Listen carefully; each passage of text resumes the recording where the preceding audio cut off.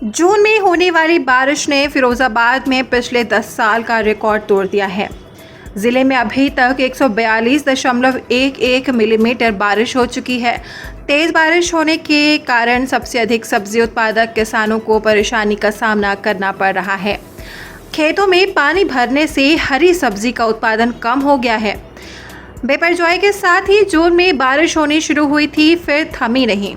पिछले 10 दिनों से कोई दिन ऐसा नहीं गया जिस दिन बारिश ना हुई हो। 10 दिनों की बारिश के कारण ही जिले में जून माह में होने वाली बारिश का आंकड़ा 142 मिलीमीटर पर पहुंच गया। मतलब जून माह की बारिश ने पिछले 10 वर्ष का रिकॉर्ड तोड़ दिया है। अब बात करते हैं शिकोहाबाद नगर पालिका की। यहाँ जलभराव की समस्या पिछले कई सालों से बनी हुई है।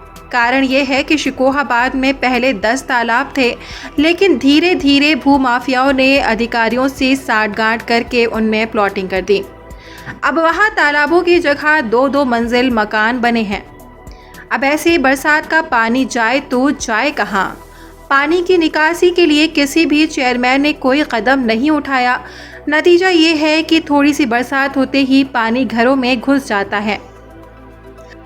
अभी हाल ही में जब निकाय चुनाव हुए तो लोगों की उम्मीद थी कि सपा के चेयरमैन का कार्यकाल तो देख लिया है, अब भाजपा की चेयरमैन श्रीमती रानी गुप्ता चुना जाए, शायद नगर की तकदीर बदल जाए। लेकिन ऐसा नहीं हुआ। जलभराव की समस्या पहले थी जैसे वैसी ही आज है। हालांकि जल निकासी को लेकर जब नगरपालिका ईओ से बात की गई तो उन्होंने कहा कि जल निकासी को लेकर कई तरह के प्रयास किए जा रहे हैं। देखिए, जल भराव की समस्या के लिए हम लोगों ने कार्य योजना बनाई है और तो कार्य भी किया जा रहा है।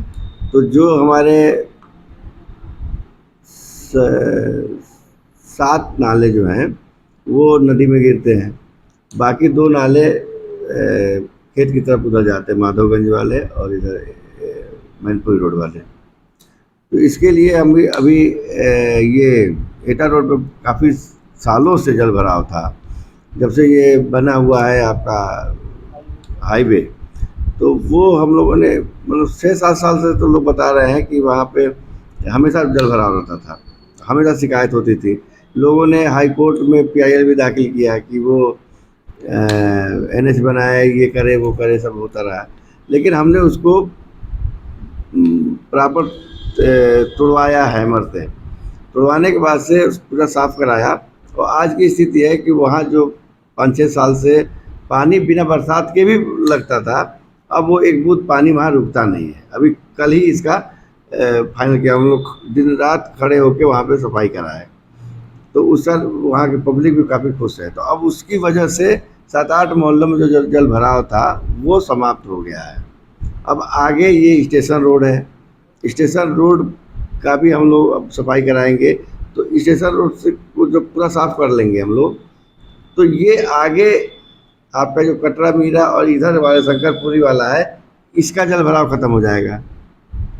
ऐसे ही धीरे धीरे हम लोग, इधर बरसात भी अब कुछ दिन नहीं होगी, तो हम लोग लगातार इस पे काम कर रहे हैं। और कहीं जहाँ वास्तव में नीचे आए, जहाँ पानी वाटर लॉगिंग होती है, तो उसके लिए हमारे पास 10 पंप हैं। तो 10 पंप हैं जिसमें 4 बिजली वाले भी हैं। तो हम लोग जगह जगह लगाते हैं, पानी निकाल के अपना वो करते हैं। जब उनसे पूछा गया कि मैनपुरी चौराहे से लेकर एटा चौराहे के बीच में जो नेशनल हाईवे का जो नाला बना था उसे क्यों तोड़ा गया, तो उन्होंने कहा कि जल निकासी में परेशानी हो रही थी, इसलिए तोड़ा गया और इसे तोड़ने के लिए आगरा से किराए पर हैमर लगाया गया। नेशनल हाईवे से बात करके, और चूँकि वो एकदम पूरा लिंटर लगा दिया गया था, तो वो साफ़ करने का कोई मतलब ही नहीं था, उसको तोड़वाया गया है, तोड़वा के पूरा साफ़ कराया गया है। लेकिन अब पट्टियों की रखाई की नेशनल हाईवे से बात हुई है, उनके पास कुछ पट्टियाँ हैं, तो प्रॉपर जब पूरा सफाई हो जाएगी या बरसात के बाद हम लोग उसकी व्यवस्था बनाएंगे। लेकिन लोगों के निकलने का साधन तो नहीं है कोई में? जिनका अगर आवास है वो तो अपने सामने कुछ लगा के निकल ही रहे हैं, लोग अपना व्यवस्था कर रहे हैं। बाकी जगहों के लिए हम व्यवस्था करा रहे हैं। नाला तो टूट गया, लेकिन समस्या जस की तस बनी हुई है।